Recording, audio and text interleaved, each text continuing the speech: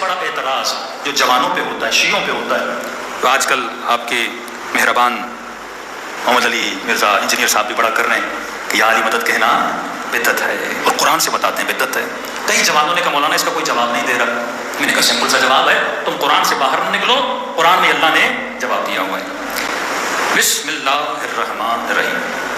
ترجمہ شروع کرتا ہوں اس میں خدا کی مدد سے. ترجمہ یہ نہیں ہے باللہ الرحمن الرحیم، یہ بھی ہو سکتا تھا. شروع کرتا ہوں اللہ سے، نہیں، اس میں خدا سے. اللہ کے بیچ میں اور مدد کے بیچ میں ایک اسم ہے. جو یہ کہتے ہیں نا ڈائریکٹ اللہ سے مدد مانگنی چاہیے، آگے خدا خود جواب دے گا. اللہ کے بیچ میں اور مدد کے بیچ میں، با مدد کے لیے استعمال ہوتا ہے، با استعانت بولتے ہیں. با اور اللہ کے بیچ میں اسم ہے. شروع کرتا ہوں اس میں خدا کی مدد سے. اور میرے چھٹے ماں فرماتے ہیں نحن اسماء اللہ، ہم بھی اسماء خدا ہیں. نسبت کس کی طرف ہے؟ اللہ کی طرف ہے. چلیے کون اللہ؟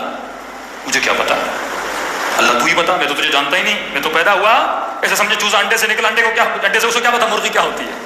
میں بھی دنیا میں آیا، مجھے کیا پتا کون اللہ. کہتے گھبرا نہیں، میں خود بتاتا ہوں. الرحمن الرحیم.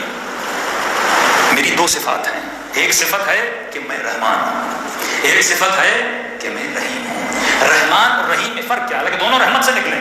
تب ایک میں رحمان ہوں مطلب رحیم ہوں مطلب ایک میری رحمت عام ہے، جرنل ہے، سب کے لیے. حیوان، چرن، پرند، جتنی بھی کائنات ہے سب پہ میری رحمت ہے.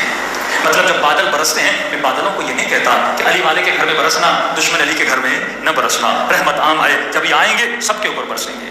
دوسرا میری رحمت خاص ہے، میں ہر کسی کو نبی نہیں بناتا، میں ہر کسی کو علی نہیں بناتا، میں ہر کسی کو سیدۃ النساء العالمین نہیں بناتا، ہر کسی کو حسین کی مجلس میں نہیں بلاتا، میں ہر کسی کے دل میں علی اور آل علی کی محبت کو نہیں ڈالتا. یہ رحمت کیا ہے؟ خاص ہے. اچھا خدا ہے، تو عام رحمت بھی کرتا ہے، خاص رحمت بھی کرتا ہے. میں کیا کروں؟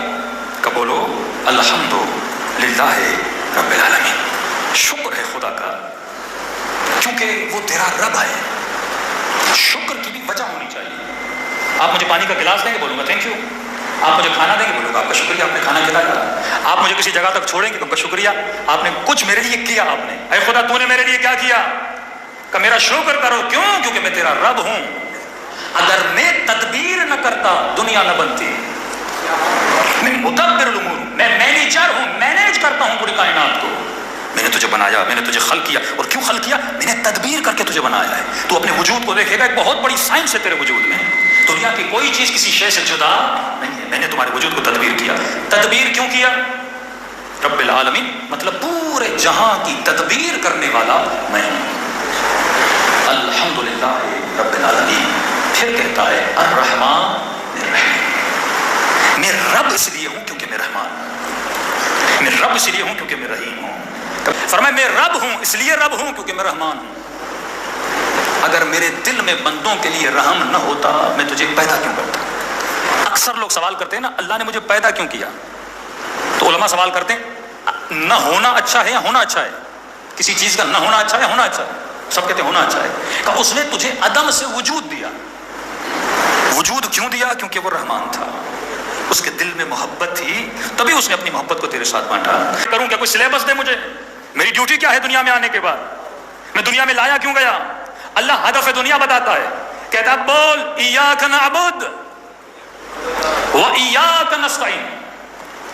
یہاں پہ وہابی شیعوں سے بڑا کھیلتے ہیں، بیچارے جوان پریشان ہو جاتے ہیں.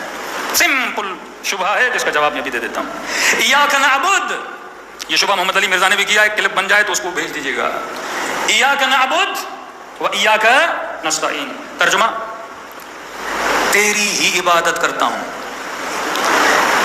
تجھ ہی سے مدد مانگتا ہوں. مفتی کہتے ہیں یہ بھی تو ہو سکتا تھا نا نعبد ایاک نستعین ایاک، لیکن کہا نہیں، پہلے کہا ایاک نعبد، حصر کیا. مطلب تیری ہی عبادت کرتا ہوں، مطلب کسی اور کی نہیں کرتا. تجھ ہی سے مدد مانگتا ہوں. تو کہتے ہیں مطلب میں کسی اور سے مدد نہیں مانگتا، پھر تو یا علی مدد کیوں کہتا ہے؟ اب ان ان کا سارا فوکس علی پر ہے. سارا فوکس کس پر ہے؟ مولا علی پر ہے. اچھا ٹھیک ہے، چند لمحوں کے لیے ہم اس تفسیر کو، اس ترجمے کو جس طرح ہے اسی طرح مانتے ہیں. ایاک نعبد، اس کو ذرا تھوڑا پیچھے رکھتے ہیں. ایاک نستعین ایشو ہے ایاک نستعین پہ. کیا ہے خدا میں تجھ ہی سے مدد مانگتا ہوں. جب حصر کر دیا نا، تجھ ہی سے مدد مانگتا ہوں، مطلب کسی اور سے، کسی، مولا علی کو تھوڑا ذہن سے باہر نکالیے، کسی اور سے مدد نہیں مانگتا. پھر تو ڈاکٹر سے مدد کیوں مانگتا ہے؟ سمپل ترجمہ ہے، میں کسی سے مدد نہیں مانگتا. یہ نہیں ہے اس آیت میں کہ علی سے نہ مانگو ڈاکٹر سے مانگو. یہ نہیں ہے اس آیت میں گاڑی سے مدد مانگو اہل بیت سے نہ مانگو. آیت سریعاً حکم دے رہی ہے تجھ ہی سے مدد مانگتا ہوں. کہ نہیں زندہ سے مانگ سکتے مردہ سے. اس آیت میں نہ زندہ ہے نہ مردہ ہے. یہ تو تیرے فلسفے ہے نا، یا زندہ کے لیے ہے فلاں مردہ کے لیے، اس میں تو پڑھتا کیوں ہے؟ پہلی بات تو جنگ کیوں مار رہا ہے؟ عقل مند شیعہ وہ ہوتا ہے جب یہ تفسیر بٹھا کے پڑھو نا، پہلا کام یہ کرنا اسے جمپ نہیں مارنے دینا. فوراً جمپ مارے گا حدیث میں، فوراً سورہ ہم سے نکل کے کسی اور صورت میں جا کر. نہیں، اللہ نے اسی صورت کو پڑھنے کے لیے بولا ہے، جواب بھی اسی میں ہونا چاہیے. میں بھی سورہ ہم سے باہر نہیں نکلوں گا، تجھے بھی سورہ ہم سے باہر نکلنے نہیں دوں گا. اگر کوئی اور آیت اسی طرح واجب ہوتی جس طرح سورہ ہم کو پڑھنا واجب ہے، آپ باہر نکل سکتے تھے. لیکن جب یہ روڈ میپ ہے تو کلیئرٹی بھی اسی کے اندر ہونی چاہیے. باہر نکلنے ہم نہیں دیں گے. اب یہ بتا، تو ماں سے مدد کیوں مانگتا ہے؟ پیدا ہوتے ہی تیری ماں تیری مدد نہ کرے تو اپنی نجاست کو صاف نہیں کر سکتا. تو ڈاکٹر سے مدد کیوں مانگتا ہے؟ تو انجینئر سے مدد کیوں مانگتا ہے؟ تو ریڑھی والے سے مدد کیوں مانگتا ہے؟ اے مولوی، تو مشہور ہونے کے لیے یوٹیوب سے مدد کیوں مانگتا ہے؟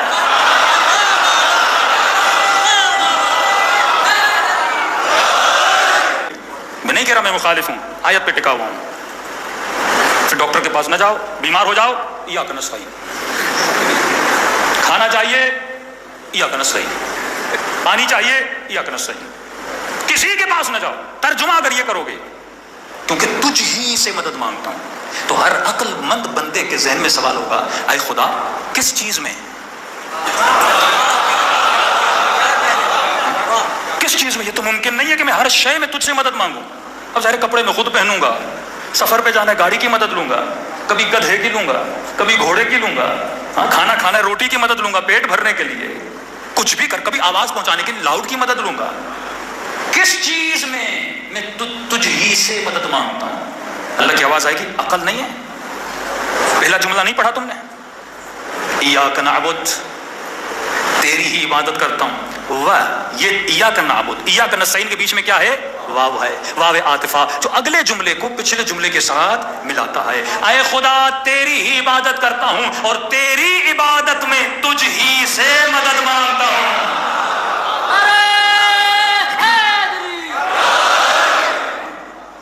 تیری ہی عبادت میں کسی بت سے مدد نہیں مانگتا، کیونکہ اگر بندہ کوئی بنا سکتا ہے تو بنا سکتا ہے. اللہ نہ چاہے تو ہم اس کے بندے بن سکتے ہیں کیا؟ توحید خالص، اور شیعوں سے بڑی توحید اور گاڑی توحید کسی مکتب کے پاس نہیں ہے. آپ کے پاس نہ وہ دعائیں ہیں نہ وہ مطالبہ ہیں. آ جاؤ مکتب اہل بیت میں، ہمارا تو وہ خدا ہے ہی نہیں جو جہنم میں پاؤں ڈال دے. گاڑی توحید یہیں سے ملتی ہے. اے خدا تیری عبادت میں تجھ ہی سے مدد مانگتا ہوں. ٹھیک ہے خدایا، مدد مانگتا ہوں، ٹھیک ہے، تو کس طرح مدد کرے گا یہ بھی تو بتا. اللہ نظر نہیں آ رہا اور بول بھی یہ رہا ہے کہ میری عبادت میں میں ہی مدد کروں گا. اب وہی مدد کرے گا نا، مطلب نقشہ میں تجھے دوں گا، ایڈریس میں تجھے دوں گا. کسی ایرے غیرے سے میری ایڈریس نہ لینا، کسی ان پڑھ سے میری ایڈریس نہ لینا، کسی بت سے میری ایڈریس نہ لینا. ایڈریس میری چاہیے، میری سورہ حمد میں آ، میں تجھے ایڈریس دوں گا.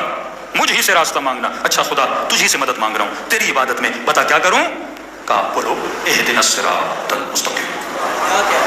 اب میں تجھے روڈ میپ دے رہا ہوں. اہدنا، ہدایت کر، تو ہدایت کر، تو ہی مدد کر رہا ہے نا، تو ہدایت کر. صراط المستقیم، اس راستے پر جو سیدھا ہے. راستہ ایک ہے، 73 نہیں ہے. راستہ ایک ہے، کلہم نجوم نہیں ہے. راستہ ایک ہی ہے جو ہدایت کا راستہ ہے.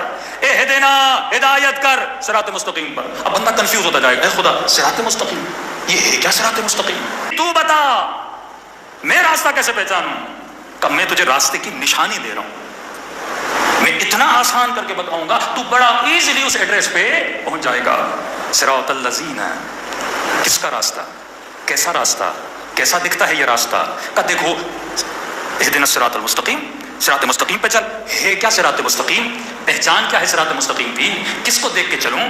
مثال کے طور پہ اگر مجھے کوئی ڈبہ بھی بنانا ہے، پہلے سے کوئی نقشہ تو ہو، کوئی سانچہ تو ہو جس کی کاپی کر کے میں کچھ بناؤں. تو بتا تو صحیح میں کروں تو کیا کروں؟ آواز آئی، یہ ان کا راستہ ہے. صراط الذین انعمت علیہم، یہ ان کا راستہ ہے جن پر میں نے اپنی نعمتوں کو نازل کیا ہے. اب یہاں پہ ایک بہت بڑی چھلانگ لگاتا ہے مفتی. آپ نے ٹانگوں کو پکڑ لینا ہے، بھاگنے نہیں دینا اسے. فوراً جمعے کا خطبہ دے گا، کہے گا صراط مستقیم پہ چلو. کن کا راستہ ہے؟ انعمت علیہم، جن پہ اللہ نے نعمت نازل کی. لوگ پوچھیں گے مفتی صاحب کون ہیں؟ کہ والسابقون السابقون اولئک المقربون، جو سب سے پہلے ایمان لائے. بدر والے، احد والے، میٹھے میٹھے پیارے پیارے، یہ بولتے ہیں، لٹرلی بولتے ہیں کہ ان کا راستہ ہے. تو کسی کو یہ پتا نہیں خدا جب ساری ایڈریس حمد میں دے رہا ہے تو مجھے کہیں اور کیوں لے جا رہا ہے؟ بتانا بھی تو سورہ حمد میں چاہیے نا کہ کن کا راستہ ہے. اب یہاں پہ شیعہ بولیں گے انعمت علیہم اہل بیت ہیں، وہ بولیں گے وہ ہیں، وہ بولے گا وہ ہے. میں تو باہر نہیں نکل رہا، میں تو سورہ حمد میں اٹکا ہوا ہوں نا. چلو آپ کا ترجمہ تشریح ہم کر دیتے ہیں. انعمت علیہم کن کا راستہ؟ ترجمہ کرتے ہیں نا، سمپل سا ترجمہ. کسی بھی اہل سنت شیعہ کسی بھی قرآن اٹھا لیں، ترجمہ یہی ہے صراط الذین انعمت علیہم. اور اتنے چالاک ہیں بریکٹ میں لکھ دیتے ہیں، مطلب اللہ کو بتانے نہیں دیتے، خود پہلے بتاتے ہیں ان کا راستہ. بریکٹ مارنے کی کیا ضرورت ہے؟ ہم خود ہی سمجھیں گے نا. انعمت علیہم، جن پہ اللہ نے اپنی نعمتوں کو نازل کیا. اب مفتی کہتا ہے وہ جو پہلے ایمان لائے اللہ نے نعمت نازل کی، جو پہلے شہید ہوئے اللہ نے نعمت نازل کی. ہم نے آج تک انکار نہیں کیا کہ جنہوں نے پہلے اسلام لایا ان پہ نعمت نہیں کی تھی. لیکن تو یہ بتا ایک مکھی پر اللہ کی نعمت ہے کہ نہیں؟ اب جب یہ بول دیا نا کہ جن پر میں نے اپنی نعمتیں نازل کی، اب ان سب کو جمع کر جن پہ اللہ نے نعمتیں نازل کی ہیں. دنیا کا وہ کون سا وجود ہے جس پہ اللہ نے نعمت نازل نہیں کی؟ سارے مسلمانوں پر اللہ کی نعمت ہے، تو کیا میں سب کے راستے پہ چلوں؟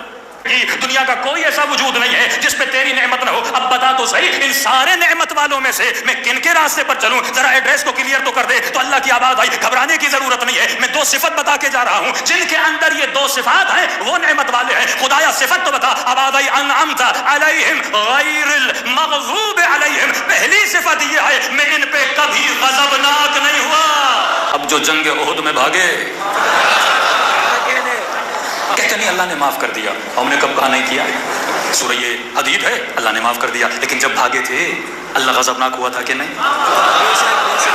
مطلب جس نے زندگی میں ایک دن بھی ایسا گزارا ہو جس میں مخالفت خدا ہو، اس ایک دن میں اللہ غضبناک تھا کہ نہیں تھا؟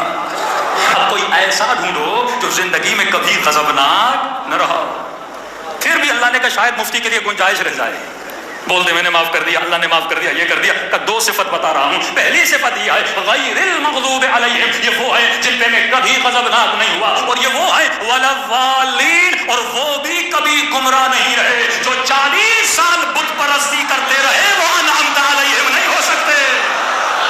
یہ خدا کا کلام ہے جس کو ڈیلی مسلمان پڑھتا ہے اور راستے ان کے پہ چلتا ہے جو ضالین بھی ہیں غیر المغضوب بھی ہیں.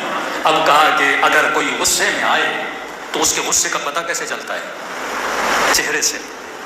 چہرہ سرخ ہو جائے بندہ غصے میں، چہرہ پیلا ہو جائے بندہ غصے میں. اللہ تو جسم نہیں رکھتا. مجھے کیسے پتا چلے وہ کن پہ غضبناک ہوا؟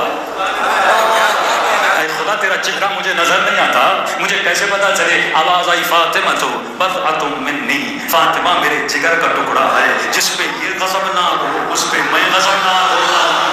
صریحاً اہل سنت کی کتابوں موجود ہے من ابغضها فقد ابغضنی. جس نے فاطمہ کو غضبناک کیا اس نے مجھے غضبناک کیا.